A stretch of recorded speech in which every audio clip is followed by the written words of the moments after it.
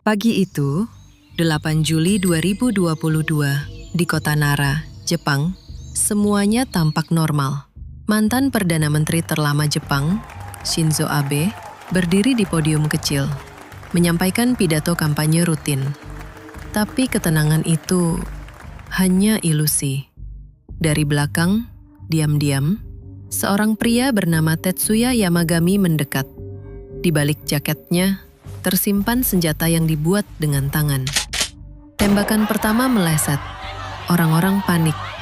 Tembakan kedua, fatal. Sosok politisi paling berpengaruh di Jepang itu ambruk di jalanan. Tragedi ini bukan hanya mengguncang Jepang, negara yang hampir nol kejahatan senjata, tapi juga dunia. Pembunuhan politik terbuka yang kejam. Awalnya, motifnya misterius. Teror, kekerasan politik, tapi pengakuan Yamagami segera mengungkap sesuatu yang jauh lebih gelap. Ia tidak dendam pada kebijakan Abe. Ia membidik Abe karena kaitannya dengan sebuah organisasi yang ia benci. Organisasi itu adalah Unification Church, atau yang dijuluki Munis. Sebuah kultus yang dituduh menghancurkan hidup Yamagami dan keluarganya. Pertanyaannya, mengapa dendam pribadi terhadap kultus berujung pada pembunuhan Perdana Menteri? Apa hubungan antara sumbangan massal, kehancuran keluarga, dan elit politik tertinggi Jepang? Inilah kisah tragis Shinzo Abe. Balas dendam satu peluru dan jaringan gelap yang akhirnya terungkap. Untuk memahami tragedi ini, kita harus mundur ke tahun 1954, ke Korea Selatan. Di sana, pendeta Sun Myung-moon mendirikan Unification Church, atau Federasi Keluarga untuk Perdamaian dan Penyatuan Dunia. Moon mengklaim dirinya adalah Mesias baru. Mereka terkenal dengan upacara pernikahan massal yang ikonik. Tapi, sisi paling kontroversial mereka terletak pada operasi di Jepang. UC di Jepang beroperasi sebagai mesin fundraising yang sangat agresif. Praktik kuncinya adalah penjualan spiritual, Reikan Shobai. Mereka menjual barang-barang seperti vas, stempel, atau lukisan dengan harga melambung tinggi. Tujuannya, konon untuk memurnikan karma leluhur dan menghindari kutukan. Mereka meyakinkan pengikut agar menyumbangkan seluruh harta, tabungan, bahkan menjual properti demi keselamatan spiritual. Praktik ini menghancurkan ribuan keluarga selama puluhan tahun. Masuklah ke dalam kisah Tetsuya Yamagami. Kehidupan masa kecilnya hancur. Bukan oleh perang atau bencana, melainkan oleh kultus.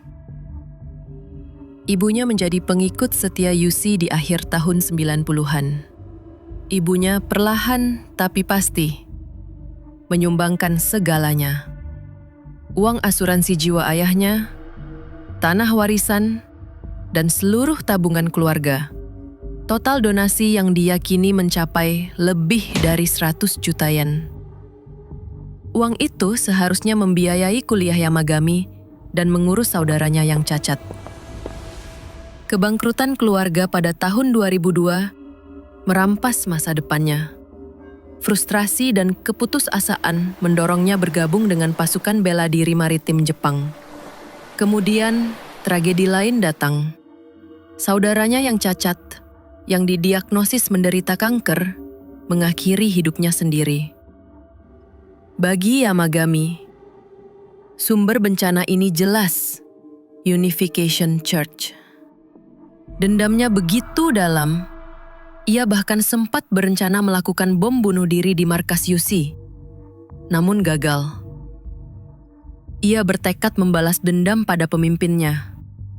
Tapi target itu terlalu jauh. Inilah yang harus kita pahami.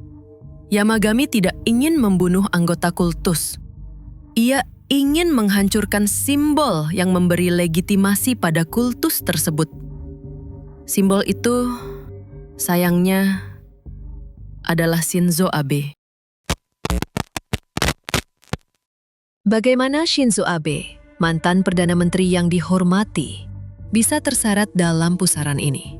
Jawabannya ada pada sejarah panjang dan koneksi ideologis. Yushi dan partainya Abe, Partai Demokrat Liberal LDP, memiliki musuh dan kepentingan bersama. Anti-komunisme yang kuat dan pandangan ultra-konservatif. Sejak era kakek Abe, Kishi Nobusuke, Yushi telah memberikan dukungan politik yang signifikan kepada LDP. Apa imbalan Yushi? Suara. Yushi menyediakan blok suara yang solid dan relawan kampanye gratis yang berharga bagi politisi LDP. Sebagai balasan, politisi memberikan legitimasi dan perlindungan dari kritik publik. Koneksi ini meledak di wajah Yamagami pada September 2021. Ia melihat sebuah video di mana Abe memberikan pesan video yang memuji acara afiliasi Yushi di samping tokoh politik global lainnya. Bagi Yamagami, ini adalah bukti nyata. Abe dengan statusnya secara efektif menjadi tameng pelindung bagi organisasi yang telah menghancurkan keluarganya. Jika pemimpin kultus tidak terjangkau, maka tameng pelindung ini harus disingkirkan. Rencana balas dendamnya pun berbelok. Targetnya kini bukan lagi Moon, tapi Shinzo Abe. Tembakan Yamagami, walau kriminal, memicu gempa politik yang belum pernah terjadi di Jepang. Setelah pembunuhan itu, media dan publik menuntut jawaban. Pemerintah Jepang dipaksa untuk melakukan survei internal. Hasilnya mengejutkan. Hampir setengah dari anggota LDP di parlemen ternyata memiliki koneksi, baik langsung maupun tidak langsung, dengan Unification Church.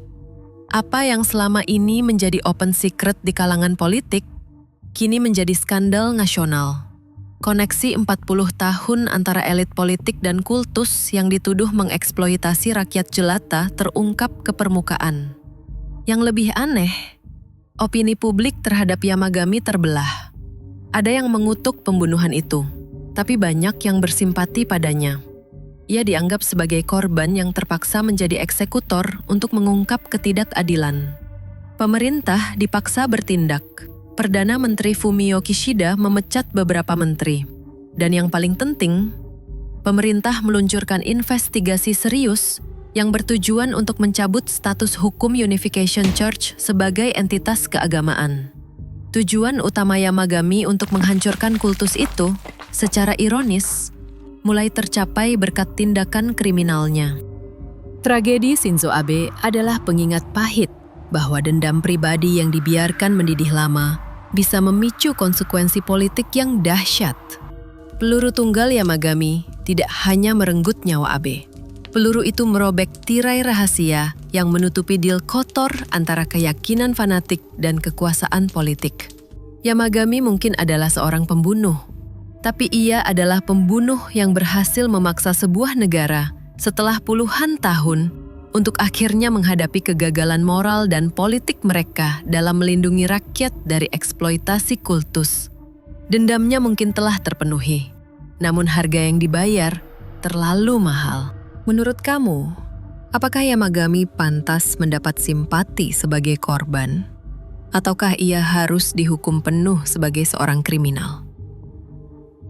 Tuliskan pemikiran dan analisamu di kolom komentar di bawah. Terima kasih sudah menyimak kisah mendalam ini. Jangan lupa like dan subscribe untuk kisah misteri lainnya. Sampai jumpa di video selanjutnya.